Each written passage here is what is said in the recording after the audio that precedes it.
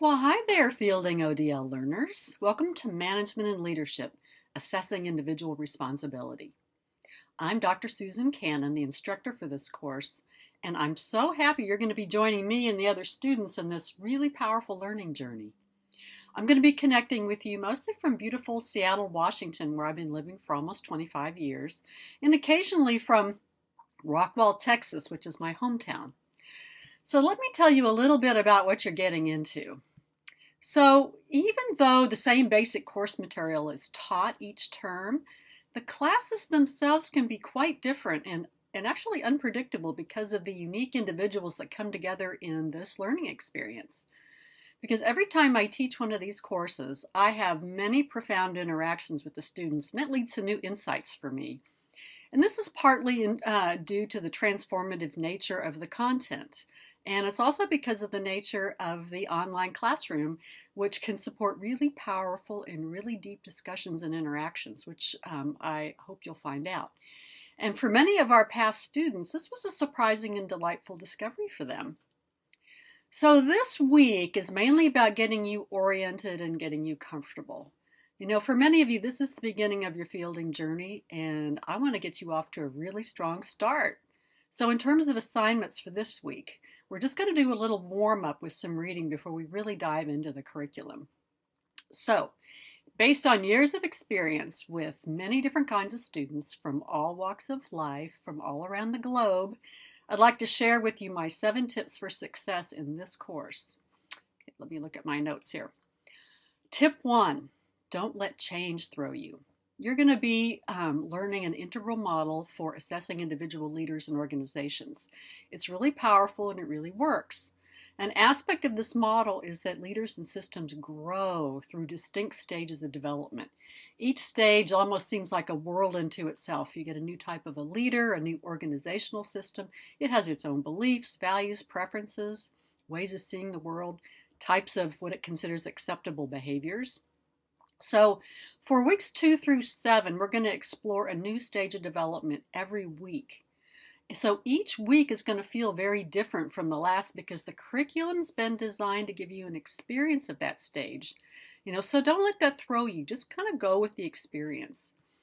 For example, one week we might have an open book test on facts because that's what's important to leaders at that stage of development.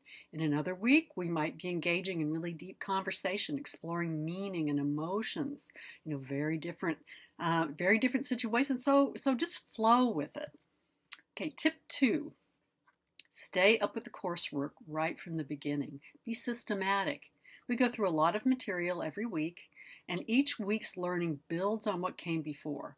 You will have readings and audios to absorb, as well as some written assignments, yes, a few tests, and projects, really important.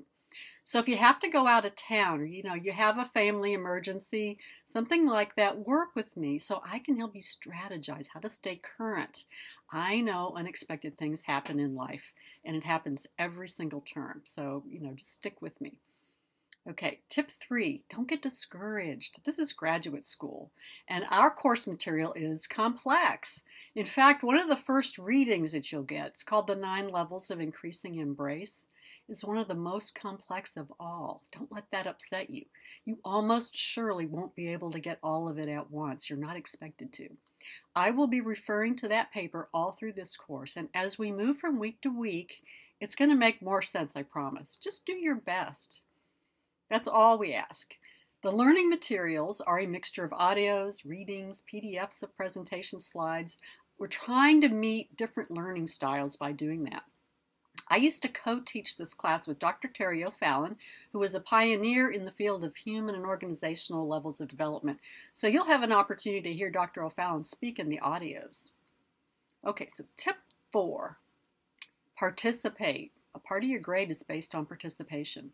In an online classroom, it's really important that you make posts. That means you put your written assignments up in the forum each week. Try not to wait till the very last day. And also, importantly, respond to what other students write. That's part of the deal. In a lot of cases, we'll have very specific discussion questions and reflections for you to respond to about the course material. This is a really important part of your learning because it helps you engage directly with the material and integrate it. That's a particular way of learning. You also get to ask questions and learn from the other students. Every year, students tell us that this was one of the most valuable and unexpected aspects of their learning experience in this course. So tip 5, don't miss the easy points. Just so you know, I carefully track the assignment completions and your participation in the discussion. So you'll see that they're worth a certain amount of points every week, and there's only 15 points total for the whole term.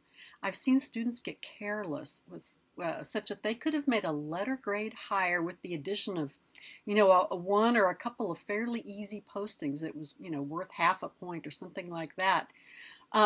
Even if you're struggling with the material, if you really apply yourself and participate, you will learn and you will have a good chance to do well. I've seen it happen many, many times. Tip 6, speak up. At the beginning of the course, you might feel some vulnerability, even outright fear about making your ideas public. You might have some concerns about being judged, being less capable than everybody else, saying the wrong thing, things like that. Resistance can rise to the point of, you start to procrastinate. That doesn't help you. Just know that these uncomfortable feelings are really normal at the beginning of this kind of course. They are not true. And if you're courageous and just put it out there, those feelings are going to pass. We're all learning together. Finally, tip 7. Get really tight with your team. We're going to be working in teams and groups, so it's really good for you to get a good foundation going with your teammates as soon as possible. Your group project is worth 20% of your grade, and we started on it almost right away, so that gives you a nice long lead time. What you'll actually be doing is creating a teaching presentation to teach the material in this class to the other students. So group cohesion plays a really big factor. You may have to coordinate across time zones, and somehow everybody manages to work it out. Sometimes it can be tempting to just divide everything up and have each person just do their assignment and then link those together. What we've seen is that the result of doing that is not nearly as successful as with those teams who work together on a project as a whole. There's a kind of a synergy that adds something to the project when it isn't just divvied up. Not that you wouldn't want to, divide up the labor, but still, when you're all looking at the whole, it brings out some different quality.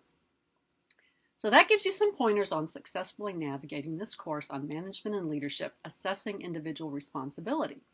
One of the good things about an online course is that I'm only a post or an email away from answering any question you have. We can also talk by phone. Just make an appointment with me.